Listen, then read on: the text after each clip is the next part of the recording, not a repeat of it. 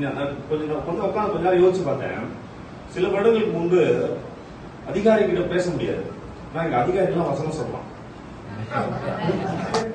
Right, வாய்ப்பு கிடைத்தா நம்ம தான் என்னமா செய்வோம். வாய்ப்புகள் கிடைக்காத வரைக்கும் தான் அமைதியான உலக. வாய்ப்பு கிடைச்சிச்சுன்னா நம்மள மாதிரி கட்சிக்கிறதுங்க உலகத்திலே கிடையாது. நம்ம வேலை என்ன? சட்டத்தை உருவாக்கின வேதம் தான் தலை சிறந்தது. ஆனா இன்னைக்கு அந்த சட்டத்தை படிக்கூடிய சூழ்நிலை கடமை ஆயிப்போச்சு. வேதத்தில் இருந்தால் சட்டம் வருகிறது. ஒண்ணும் இல்லாத பிரயோஜனம் இல்லாத ஒரு விஷயம் வேதத்தை தாண்டி உலகத்துல ஏதாவது இருக்கா? ஒண்ணும் கிடையாது. என்ன இருக்கு? வேதத்தை மிஞ்சி ஏதாவது உலகத்துல இருக்கா? ஒண்ணுமே இல்லையே. ஆனால் இந்த சட்டத்தை இன்னைக்கு படிக்க வேண்டிய கட்டாயத்தில் நாம் வந்துட்டோம். பைபிள் நல்லா தெரியும் எனக்கு, ஆனா சட்டம் தெரியல. அதான் யோசிச்சேன், ஆழ்ந்து பாக்குறேன்.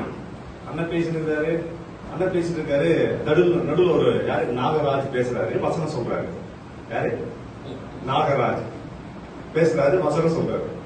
சிவலோகநாதன் பேசுறாரு, வசனம் சொல்றாரு.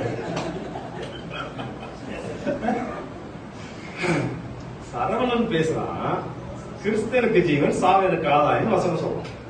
காட் ஒரு என்ன நினைச்சா, ஒரு காட் நினைச்சாருன்னா யார வேணாலும் எப்படி வேணாலும் மாற்றி கொண்டு வருவதற்கு அவரால் மட்டும்தான் முடியும். நாம பிரயாசம் என்ன பண்ணாலும் அது நடக்காது. ஆமா இல்லையா? நான் எவ்வளவோ பிரயாசப்பட்ட எப்படியாவது என் தலையில முடி முடிச்சிடணும்.